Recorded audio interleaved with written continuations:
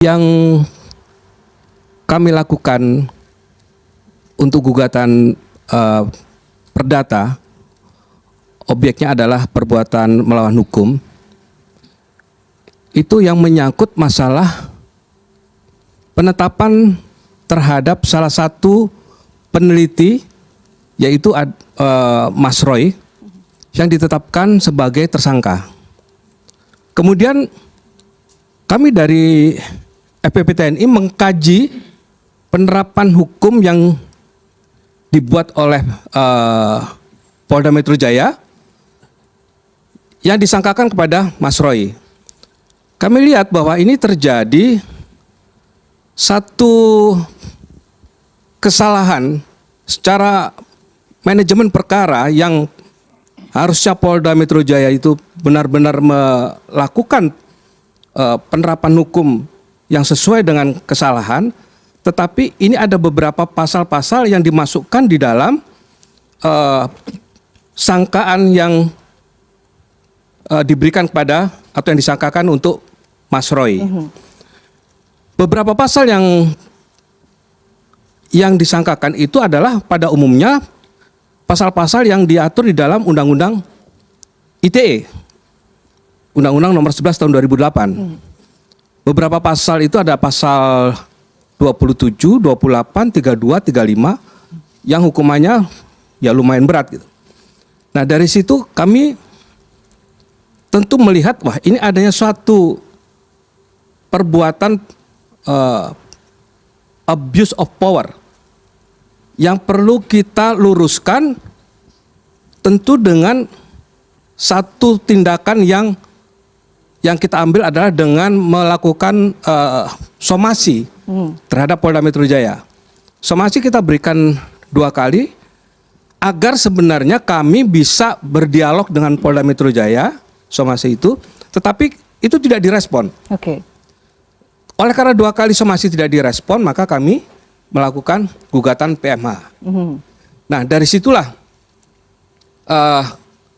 kami merumuskan satu gugatan yang juga oleh masyarakat yang tergabung di dalam CLS, Citizen Lawsuit, itu melakukan gugatan yang sama. Jadi kami bersatu untuk melakukan gugatan ke Polda Metro Jaya. Oke, pasal-pasalnya ini ya Pak ya, kami sambil tampilkan yang kemudian digugat. Ya, pasal-pasal ini yang dipersoalkan. Oke. Kalau ada yang mengatakan bahwa ini riding the wave, maksudnya karena saat ini ramai kasus ini, kemudian Forum Purnawirawan TNI turun gunung, ingin mengambil spotlight di sana, konfirmasi dari Anda seperti apa bantahannya? Sebenarnya kita sejak dari kasus pertama mengenai soal ijazah, kami ingin sebenarnya ini cepat selesai. Bahkan kami pernah mengajukan ke Bareskrim pada waktu itu.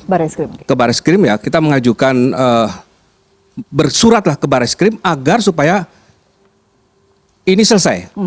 Agar supaya ini segera dilakukan langkah-langkah hukum berikutnya. Tetapi kan sampai sekarang ini ngegantung terus. Iya kan? Tetapi dalam gugatan kami yang ke Jakarta Selatan, Pengadilan Jakarta Selatan mengenai perbuatan melawan hukum, ini kan tidak masuk dalam masalah ijazah. Karena ini menyangkut kepentingan gini, jadi ketika ada satu perbuatan yang kita rasakan juga itu berdampak kepada masyarakat, maka kita akan melakukan satu kajian bahwa ini berdampak negatif terhadap masyarakat kalau ini dibiarkan. Oleh karena itu, kami coba untuk melakukan gugatan perbuatan melawan hukum ini. Itu juga yang menjadi dasar pemikiran kami. Oke, baik. Saya ke narsum dulu yang lain ya Pak. Saya ke Anda terlebih dahulu. Ini ada tanggapan seperti itu, begitu. Jadi kemana-mana ini. Ini sekarang pihak polisian, tapi relawan melihatnya seperti apa? Saya mungkin akan bertanya dengan Pak Dwi. Kalau di sini kita bicara CLS kan itu perdata ya. Dan dalam KUHP pun juga tidak dikenal nama CLS, kan pidana untuk bicara itu. Kitab Undang Hukum Acara Pidana. Tidak ada untuk bicara kita CLS kalau kita bicara pidana, konteksnya itu. Nah, yang dikatakan dari Pak Dwi itu ada yang dirugikan lah kan ya, dan juga karena ada pasal-pasal yang menurut Pak Dwi itu dari purnawirawan itu disisipkan, ya. Ya begitulah teman-teman, setiap pembahasan-pembahasan mereka tentang ijazah Jokowi dan kebanyakan banyak bohong. Pembohongan akan terus selalu berteman dengan penipu. Minimal hafal lagu kebangsaan Indonesia Raya, titik, no debat. Lari dari kasus ini, woi ijazah palsu, selesaikan. Rafli tanya sekali, para termul langsung ucap. Akal waras pasti percaya kalau ijazahnya agak ada. Fokus saja ke ijazah bos. Turut berduka cita untuk gerombolan terjal tukang fitnah. Maju terus Roy Tifa. Pengadilan Insyu aja ini termulga ngotak FS akal sehat. Gemas lihat Roy, pasti lebih ramai kalau Roy dipertemukan Richmond. Aliran dana untuk menutupi ijazah palsu, karena palsu makanya tibet. Kalau orang besar di balik Rasman, siapa ya sampai berani dan ngotot begitu?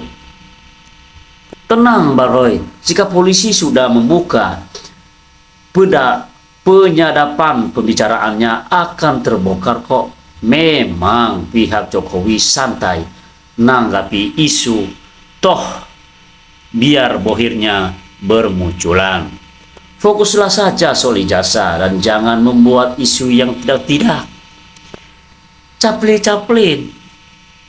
Refri Roy Tifa, Charlie Great Hits. Pengalaman saya, sekali orang pernah berkhianat, dia pasti akan berkhianat lagi ke tuan barunya. Badan doang digedein, otak kecilin. Kasus ijazah ini membuktikan betapa bohongnya bangsa ini. Menjijikan nguya-nguya. Memang pandai bersilat lidah. Muak melihatnya kepolisian dan kejaksaan secepatnya diproses persidangan agar ocehan tidak berguna segera berakhir. Rakyat Indonesia tidak menginginkan manusia seperti mereka. Semua kasus yang dijadikan bisnis, didebat sama sini, semua media terlibat dan mendapatkan berita hangat. Rasman vertigonya sudah sembuh. Segeralah proses kasus ini di pengadilan, tujukan ijazah aslinya. Kalau memang ada teman-teman yang sudah bosan dengan kasus ini, ngumpul di sini yuk. Enggak lah. Ada bonus biar nungkap kebenaran. Lanjutkan. Semua keributan ini hanya bertahun-tahun karena polisi tidak segera bertindak sesuai hukum berlaku. Tangkap saja, jangan dipelihara. Negara lain sudah pada main petasan. Di sini masih membahas ijazah palsu. Bertahun-tahun belum kelar. Padahal pandai ngarang salut. Sekali lagi undang narasumber dari tersangka si Repeli sama Siti Pandong. Kalau orang-orang ke Solo tiap hari siapa bohirnya? Harusnya Steman Tifa, kami tidak pernah menerima bla-bla sepersepun kami berani kok rekenin masal. Prosesi yang bertele-tele semakin bikin tak percaya.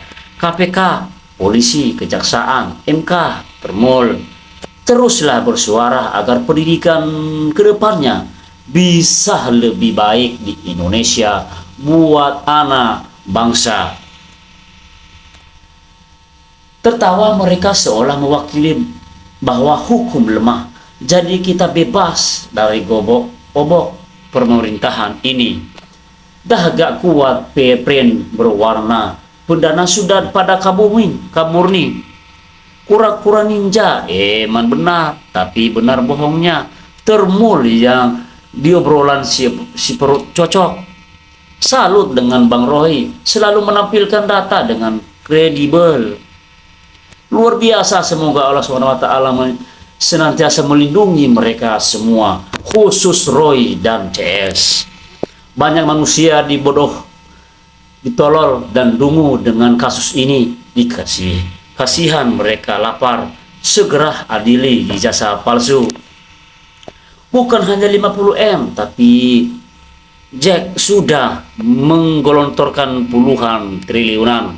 Hahaha, kumpulin Roy bukti-bukti dan lembaran-lembaran yang kau punya. Tolong jangan menyesal. Yudas Iskariot, realita kepalsuan.